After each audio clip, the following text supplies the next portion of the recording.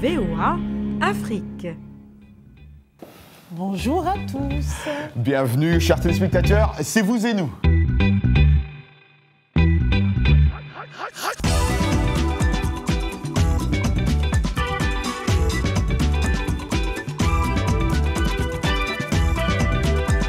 Comment vas-tu, Roger? Ça va très bien, qui est toi? Je vais bien et j'espère que les téléspectateurs vont bien également. En tout cas, on est ravis de vous retrouver dans cette nouvelle édition de Vous et nous. La vie nous semble plus douce en votre compagnie, n'est-ce pas, Roger? Ça, c'est sûr, sûr et certain. Alors, cette semaine, on vous propose le portrait d'un artiste congolais. Il s'appelle Jaja. Jaja, ça. Ah, d'accord, le portrait, merci. Oh, le portrait, je pensais qu'ils avaient l'allemand. Bien sûr. En parlant toujours aussi, et qu'il y a d'artistes, on dit que l'Afrique porte le slam sur le toit du monde. On ira alors en RCA à la rencontre d'un jeune, alors un très jeune slammer âgé de 12 ans seulement. Nous allons poursuivre notre série de portraits Made in America de jeunes artistes à la conquête d'Hollywood. Ah oui, et comme vous aimez nos segments hashtag Vous et nous et Anglais Express, vous serez gâtés. Et cette semaine, la rubrique Afrique numérique avec Arzouma Compaoré, c'est un rendez-vous. Et qui d'abord va nous parler d'une université à Dakar où j'ai eu le privilège et l'occasion de passer presque 2 semaines. Moi, j'y ai passé 1 mois. Ah ben t'as gagné alors. Bref, ce n'est pas un secret. L'Afrique subsaharienne a la population la plus jeune du monde et elle est en croissance. D'ici 2030, les Nations Unies estiment que la région accueillera le quart des jeunes de 15 à 24 ans. Comment les pays africains vont faire face à cette nouvelle génération qui souhaite étudier et travailler? Les universités du continent sont déjà débordées. Sophia Christensen nous fait découvrir la plus grande université publique du Sénégal. Récit Lionel Gaïma. Université Cheikh Anta Diop, Dakar. Même s'il est arrivé 30 minutes plus tôt, Issa Diop doit suivre ce cours de l'extérieur. L'amphithéâtre principal a une capacité de 2000 places. Il y a plus de 3000 étudiants de 2e année en droit comme Insa. Je vais essayer de photocopier le cours. Après, les étudiants vont me donner, je vais essayer de photocopier. Pour les explications, j'ai raté, franchement. Fondée en 1957, l'université Cheikh Anta Diop a été conçue pour 6000 étudiants. La capacité a été portée à 25 000 au fil des ans. Mais il y a aujourd'hui plus de 100 000 inscrits. Il faut dire qu'il y a eu un énorme investissement sans précédent depuis les indépendances dans les infrastructures. On a dépensé 2 fois plus en 5 ans que ce qui a été fait pendant nos 60 ans d'indépendance. Pour les experts, c'est une bombe à retardement. Près de la moitié de la population actuelle du Sénégal a moins de 14 ans, ce qui représente une explosion démographique imminente. Pendant ce temps, le secondaire continue de produire des nouveaux bacheliers. Malgré cette situation alarmante, les étudiants ne désespèrent pas et font de leur mieux pour assurer leur réussite. Une très très très grande université, une très belle université où, comme je disais, bien que tu as gagné, qui a, je dois le dire, 1 mois, moi je suis resté presque 2 semaines, mais ces étudiants, ils sont très très gentils. Très accueillants. Ils m'ont très bien accueilli en tout cas. Moi aussi. Ouais. Café tout bas tous les matins. Ouais. J'aimais pas, mais j'ai pris l'habitude. L'hospitalité, tu partages. Ouais. Et ce que j'ai beaucoup aimé avec ces étudiants, ils sont nombreux, comme on vient de le voir aussi, mais ils savent réclamer leurs droits. Ils sont vraiment là, ils sont extrêmement intelligents. Il y a beaucoup de disciplines, beaucoup de départements dans cette université. C'est vrai. Une très bonne chose en tout cas. Mais c'est vrai ça t'a donné envie de repartir à l'université? Oui. Tu ferais quelles études? Tu vas avec moi? Non. J'irai au CESTI pour faire dans leur école de journalisme. Ah, moi j'y étais aussi. Ah ben voilà. Voilà, parlons maintenant super-héros. Ouais, super-héros, vilains ou robots sur Hollywood Boulevard. Les personnages déguisés sont partout et font la loi. Ces chasseurs de pourboire font partie intégrante de l'industrie hollywoodienne du divertissement. Parmi ces personnages payants, une Africaine originaire du Nigeria a décidé de s'essayer à ce métier pour le moins typique. Arzouma Compaoré, qui a passé presque 1 semaine, a rencontré la dame et il nous fait son reportage. Bienvenue sur Hollywood Boulevard, la plus emblématique des avenues au monde où les imitateurs se déguisent en célébrités hollywoodiennes pour le bonheur des touristes. Parmi ces imitateurs, Amaka est une Nigériane venue à la recherche du rêve américain. Certaines personnes viendront vers vous sans savoir comment poser. Je leur dis donc, allez, main sur la hanche et je leur montre le style californien. Ils aiment les photos et ce que je fais. Pourtant, derrière l'enthousiasme et les rires se cachent les réalités d'un métier imprévisible. Le plus dur, c'est d'arriver ici avec de grandes attentes. Vous espérez gagner beaucoup et rien n'y fait. L'une des premières choses qu'apprennent les touristes, c'est que les photos souvenirs avec les stars sont tout sauf gratuites. Ils doivent comprendre comment ça fonctionne en Hollywood. La plupart de mes frères noirs n'ont pas donné de pourboire. Pas de pourboire pour moi. Pas à ce moment. $1 par-ci, $5 par-là, quelques amitiés tissées au passage, le tout malgré des goûts de plus en plus difficiles à plaire. Tornade entend bien saisir sa chance à Hollywood. J'en suis convaincu, Hollywood est l'endroit idéal pour réaliser ses rêves si l'on s'y met vraiment. Si on se dit qu'on va réussir coûte que coûte.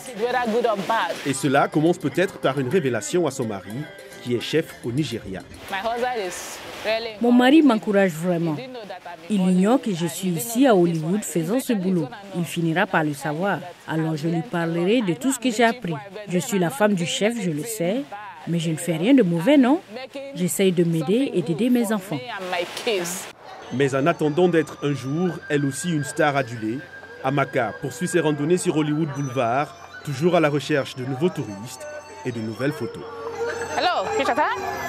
Être un personnage déguisé, on en apprend tous les jours dans Vous et Nous. J'ai beaucoup aimé ce reportage. Ouais, moi aussi. Je ne sais pas si ça te donne une vocation. Une vocation, oui. Enfin, une idée. Peut-être pas une vocation, mais une idée où je vois Ekia se transformer en Roger. Hein, en Oprah Winfrey, je préfère. Oprah Winfrey. Pourquoi pas Roger Montou? Non, merci, d'accord, ça merci. va. Je te vois déjà assez au travail. Et je pense que ce qui va suivre va beaucoup te plaire. Ah bon? Oui, c'est le moment d'Afrique numérique avec l'homme qu'on appelle Arzouma Compaoré.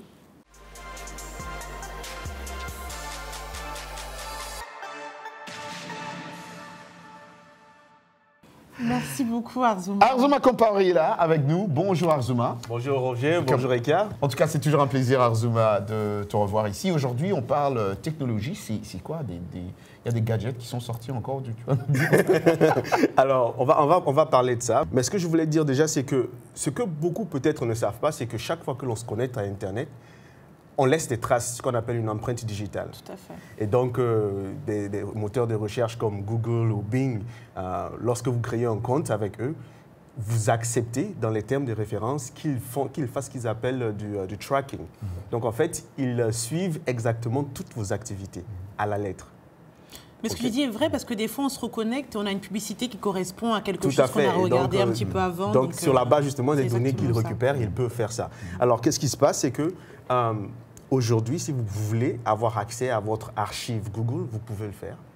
C'est très simple. Moyennant quoi? Alors, il suffit d'aller sur ce site web qui s'appelle Takeout. Donc, si vous allez sur le site takeout.google.com, il vous permet justement de sélectionner toutes les applications qui sont en relation avec Google que vous utilisez.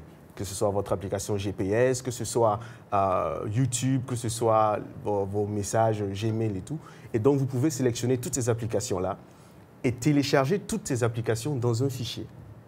Alors, en fonction de l'activité, si vous êtes quelqu'un qui utilise beaucoup Google, vous avez beaucoup de photos et tout, ça peut prendre des heures. Moi, je l'ai essayé. Alors? Et ça m'a pris 20 heures. Wow. 20 heures. Pour compiler toutes mes archives.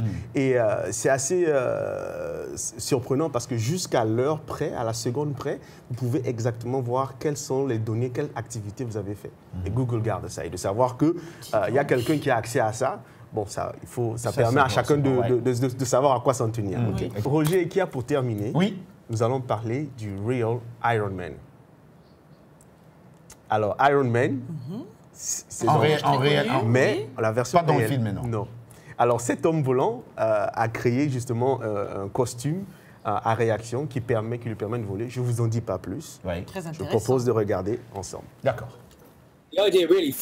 L'idée s'est vraiment formée à partir d'un certain nombre d'inspirations différentes. J'ai toujours cru en la capacité de l'être humain. Le cerveau, le corps humain sont incroyables. J'ai cette idée un peu folle. Que se passerait-il si vous ajoutiez la juste quantité de technologie au cerveau et au corps humain en matière de vol d'homme? Juste quelque chose qui a inspiré les gens pendant des générations. Je me demande où l'on peut aller si on adopte cette approche. Alors il y a 5 moteurs à réaction. Ils ont à peu près le même design élémentaire que vous retrouvez sur un avion de chasse ou un avion de ligne par exemple. Il y en a 2 sur chaque bras et un gros autour de ma taille à l'arrière. Et entre ces 5 moteurs, ils soufflent assez d'air vers le bas dans un triangle, comme une forme pyramidale qui soulève l'équipement et moi-même. Et puis lorsque vous êtes dans les airs, eh bien vous utilisez votre sens de l'équilibre naturel de votre cerveau pour contrôler et pointer ces moteurs exactement là où vous en avez besoin. Vous pouvez atteindre ainsi un degré incroyable de maniabilité et de contrôle.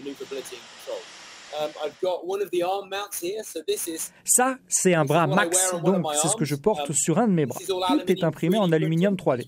Très léger, très résistant. C'est ce qui marie en quelque sorte la puissance du moteur à mon bras. Et il y a environ 350 chevaux ici donc. Il y en a 2 et il y a 400 chevaux de plus dans mon dos. C'est l'ensemble qui permet d'obtenir toute la précision et la maniabilité. This is really how you achieve all the accuracy in terms of maneuverability and everything. So that's one part. Et puis nous avons aussi le casque. C'est difficile de vous le montrer là, mais à l'intérieur, nous avons un système d'affichage un peu comme pour un pilote de chasse. Cela me montre toute ma vitesse et les informations comme le carburant, le moteur et des choses de ce genre.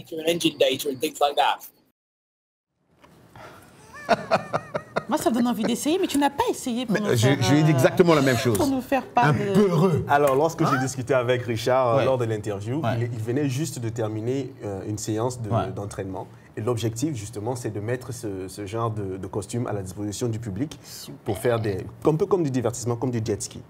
Voilà. Waouh. Merci beaucoup. Merci. Avec toi, on apprend toujours en tout cas. Franchement. Merci, toujours un plaisir. Hein. Reviens vite. Hein. Merci. Ça marche. Voilà. Et à présent, le segment que vous adorez, je l'ai dit au début de cette émission, c'est hashtag vous et nous, la question de cette semaine. Oui, une question très importante. Comment voyez-vous l'avenir après l'université? Un vaste sujet dont on parlait tout à l'heure et dont beaucoup d'Africains s'intéressent beaucoup. C'est le cas d'Adenauer Waberi. Il y a de l'avenir pour ceux qui ont les moyens et des proches bien placés. Mais pour les pauvres, ça ne donne aucune chance. Mon frère, titulaire d'un bac+5, est chômeur à Djibouti. Henri Dipopa, RDC, les études, oui, mais l'argent change des savants en poètes, après avoir étudié ou pas. L'essentiel est de s'impliquer dans la majorité présidentielle, donc pour dire dans la politique, pour mieux s'en sortir en RD Congo, d'après lui.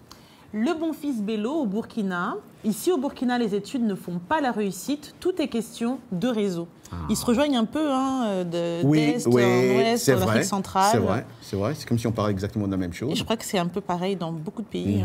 Le réseau. Le réseau et encore le réseau. C'est vrai, même ici, aux États-Unis. Oui, mais quand même, j'encourage les téléspectateurs à garder leur bagage. Il faut en tout cas. Pour l'instant, on est dans Vous et nous et on revient après une courte pause pour le portrait de Jaja, artiste congolais, mais aussi Ryan, un slameur de République centrafricaine et bien sûr, l'Anglais Express.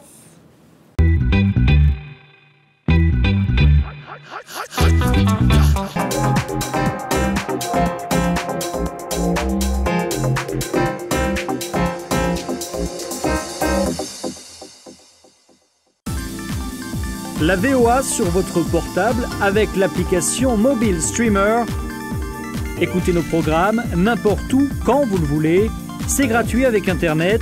L'application est disponible sur iPhone ou Android. Ou alors, composez les numéros de téléphone suivants. VOA Afrique, 24 heures sur 24, sur votre portable.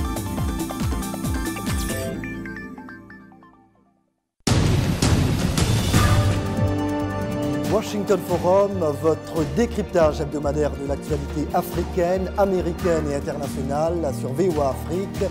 30 minutes d'échange et d'analyse sur d'importants événements, économie, politique, sport, culture.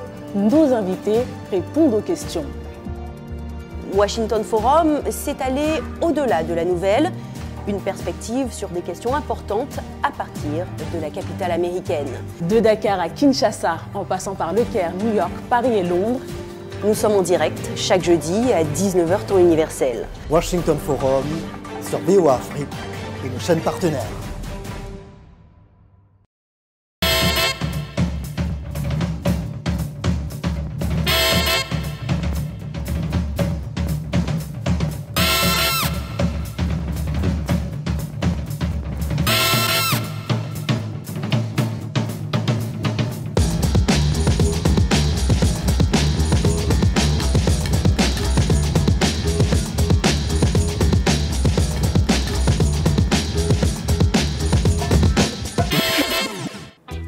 Vous et nous, part 2, English lesson time, le moment où tous les étudiants et aussi à l'université et à Cheikh Anta Diop adorent ce segment parce qu'évidemment, on a Kumba, notre prof d'anglais, qui va nous apprendre une expression ou un mot, je ne sais pas aujourd'hui. Hello Kumba, how are you doing today? Salut Kumba, how are you? Je parle comme si c'est moi qui suis le professeur d'anglais. How are you doing today? I'm good. Oui, ça va Roger? Ça va très bien, ça Kumba. Va, I'm fine. Oh, bravo! Elle apprend. Ben voilà. Alors, qu'est-ce qu'on apprend aujourd'hui? Aujourd'hui, on va apprendre une expression qui s'appelle bite more than you can chew. Croyez-vous que nos amis parlent vraiment de nourriture quand ils parlent de cette expression-là? Très bonne question. Écoutons-les. How was your weekend, Anna? Actually, I was really busy. I started another baking job. My editor is still waiting for my book draft, which I didn't finish. I was late for a teaching job on Saturday. Sounds like you bit off more than you could chew. You need to give yourself a little downtime. Bite more than you can chew. En français, cela veut dire mettre dans la bouche plus que l'on ne peut mâcher. Cette expression a plusieurs sens. To try to do more than you are able to achieve, ce qui veut dire essayer de faire beaucoup plus que ce dont on est capable. Ou undertake a promise that one cannot accomplish. Faire une promesse que l'on ne peut tenir. Attempt to do something which is hardly achievable. Tenter quelque chose qui est difficilement réalisable. Merci beaucoup. Merci beaucoup, Ekia. Merci, Roger. Toujours un grand plaisir. Alors, je rappelle que vous pouvez retrouver l'Anglais Express en surfant sur notre site rubrique Vous et nous. Alors, toute autre chose à présent, Nelly Food est le nom d'une marque qui propose de la nourriture à l'inspiration africaine, caribéenne et latino. Alors, la griffe derrière elle se cache des Camerounais amoureux de bonnes saveurs et de produits frais et bio, des passionnés qui au départ se rendaient au marché de fermiers locaux pour vendre des petites assiettes et des sauces faites maison. Aujourd'hui, Nelly's Food a conquis les grandes enseignes. Il s'agit de plats tels que le riz jerk, les haricots noirs, le riz jollof et le riz infusé à la noix de coco. Ça donne envie. Hein? Ah, yum yum. Alors, Julie Nzé est avec nous de la Pennsylvanie où elle réside. Bonsoir Julie Nzé, vous êtes avec nous. Bonsoir Julie, ça va? C'est Julie Nzé. Hein? Nzé. On a plein de questions pour vous parce que déjà on a l'eau à la bouche quand on regarde les différentes vidéos et le site. Et moi ce qui m'intéresse en premier lieu c'est de savoir comment vous arrivez à faire de la cuisine rapide à travers des produits bio. Donc, ça fait ça très facile aux clients pour mettre ça, ils amènent ça, tu amènes ça directement dans le micro-ondes et vous chauffez ça 2 minutes, c'est prêt. Ou vous pouvez chauffer ça dans le four. Julie, vous avez commencé petit. Aujourd'hui, vous avez un site, comme Ekia disait, où on voit tout. Vous avez diversifié vos produits. Est-ce que vous pouvez nous dire là, en ce moment que c'est...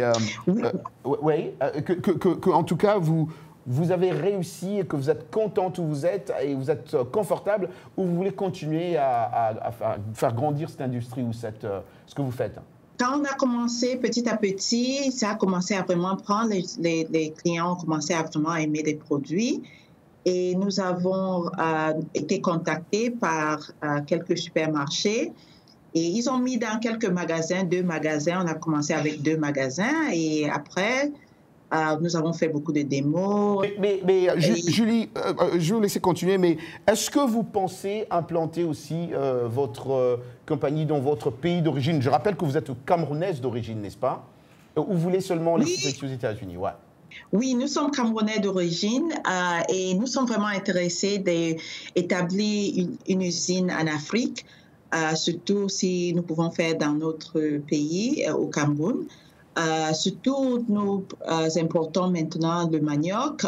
Nous avons le manioc, nous importons beaucoup de plantains de l'Amérique latine. Donc, nous avons pénétré le marché vraiment avec ces produits, le plantain déjà conditionné et surgelé. C'est dans les freezers, dans tous les supermarchés. Nous avons plus de 2000 supermarchés déjà sur la côte de l'Est des États-Unis. Tous les très grands supermarchés comme les Walmart ont nos produits maintenant, comme les plantains surgelés. Julie, merci infiniment à vous et à votre mari aussi. Vous allez lui dire bonjour de notre part, mais en tout cas, félicitations. Nous sommes très fiers de vous. Merci à Julie. Merci beaucoup d'avoir m'invité à votre émission. Au revoir. C'est Julie. À bientôt. Nous partons maintenant à la rencontre d'un jeune talent. Lui s'appelle Ryan et sa particularité est qu'il est le plus jeune slammer connu en République centrafricaine, âgé de 12 ans seulement, passionné par l'écriture, les rimes et le rythme aussi. Ses textes sont plutôt engagés et nous dépeignent les difficultés que traverse son pays. C'est un reportage de notre collègue Pascal Gabriel Serra. Est-ce que ça va? Ok. Moi c'est Ryan, j'ai 12 ans, je fais du slam. DJ, balance le son. Être sur scène n'a plus de secret pour Ryan, le plus jeune slammer centrafricain âgé de 12 ans. Ses textes, il les choisit avec parcimonie en scrutant chaque détail de l'actualité centrafricaine. Si je me tiens devant vous aujourd'hui, ce n'est pas pour faire le malin. Être gamin n'est pas une raison pour vous de nous prendre pour des crétins. Le slam, c'est l'art de la vérité, l'art de la liberté. Il permet de dire haut ce que l'homme pense bas. Mes textes parlent sur la jeunesse, l'enfant soldat, l'enfant africain, l'enfant de la rue aussi. Comme dit l'adage, tel père, tel fils, Ryan suit les traces de son père, lui aussi slammer, primé 4 fois lors des concours nationaux. Son plus grand fan, son fils, l'assistait lors de ses prouesses et s'imaginait déjà sur scène comme son père. Aujourd'hui, c'est ensemble qu'ils préparent les sessions et peaufinent des écrits à domicile tous les week-ends. Appelez-moi Ryan, l'ange de slam. C'était la parole du festival. Les textes choisis se veulent des messages adressés aux autorités centrafricaines afin d'attirer l'attention sur le sort des enfants grandissant dans un pays en crise. Ryan veut croire que son art pourrait contribuer à faire un peu changer les choses pour sa génération, ainsi que pour toute la population centrafricaine. Alors bravo à Ryan, je rappelle qu'il n'a que 12 ans, il dit l'art de la vérité, l'art de la liberté. Et à travers son slam, ce qui est très intéressant, c'est que il interpelle sur le cas de la jeunesse, des jeunes enfants soldats et autres. En tout cas, ce reportage m'a beaucoup touchée. Je ne sais pas pour toi, mais je souhaite à ce jeune d'avoir un pays plus en paix et de gagner les concours nationaux de slam et internationaux. Vous savez qu'il y avait des concours nationaux ça, de slam? Ça, je ne savais pas. Ça, je ne savais vraiment pas. Vraiment, vous et nous, c'est formidable. Ouais, on apprend toujours. Merci alors aussi à Gabriel Serra, notre collègue, Pascal. Ouais, merci pour ça en tout cas. Et une fois n'est pas coutume, nous allons parler musique à présent avec le portrait d'un guitariste, compositeur, auteur, interprète. Il s'agit d'un artiste congolais qui ne fait pas de la musique congolaise classique. Il allie sonorité traditionnelle et guitare moderne. Jaja Bashingezi vit dans le Maryland et Trésor Matondo l'a rencontré pour nous. Watoto walia, watoto wauliza papa kwenda wapi we. Watoto walia, watoto wauliza papa kwenda wapi we.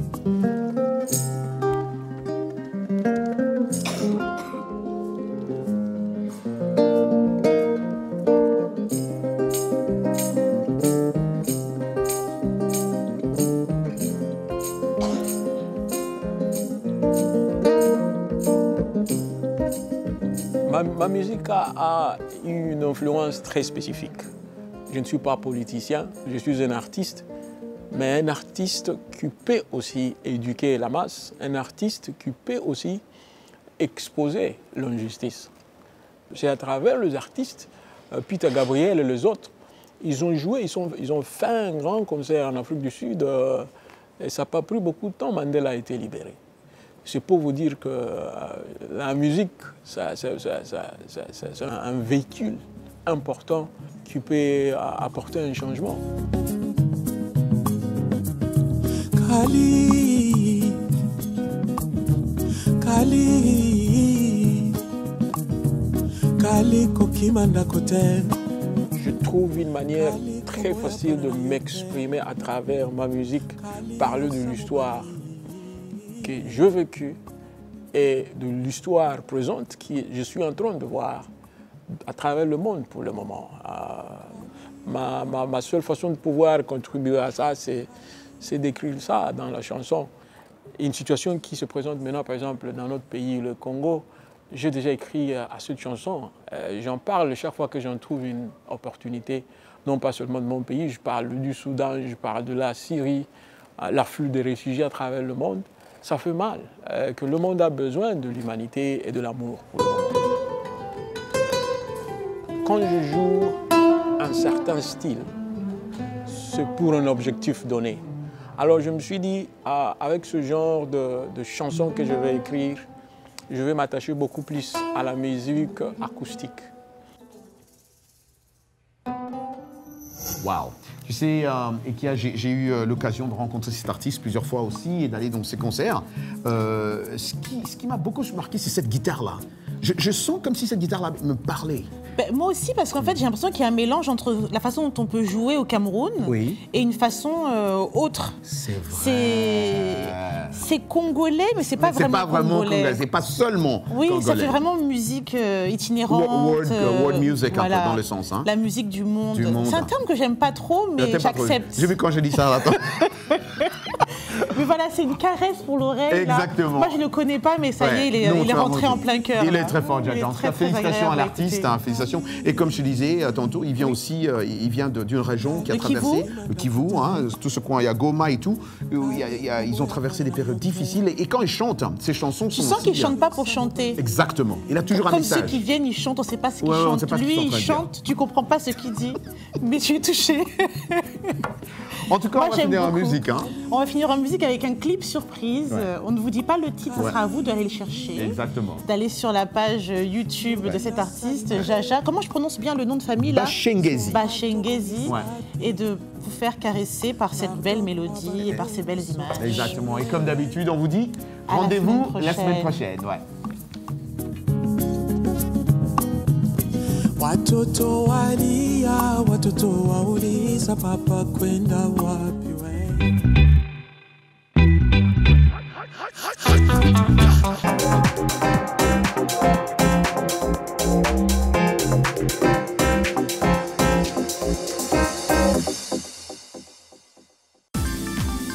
La VOA sur votre portable avec l'application Mobile Streamer. Écoutez nos programmes n'importe où, quand vous le voulez. C'est gratuit avec Internet. L'application est disponible sur iPhone ou Android. Ou alors, composez les numéros de téléphone suivants. VOA Afrique, 24 heures sur 24, sur votre portable.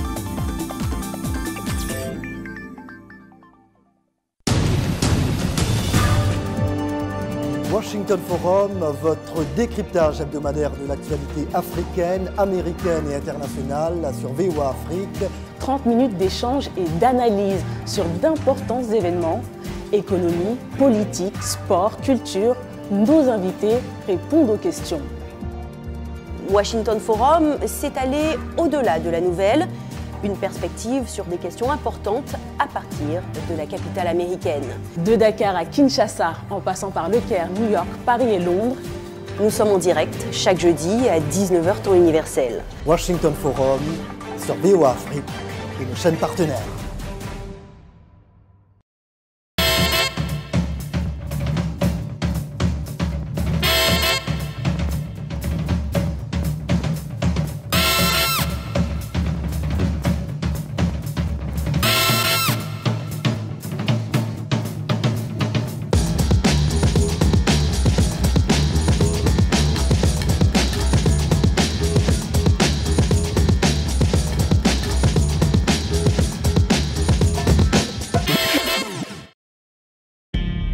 VOA Afrique.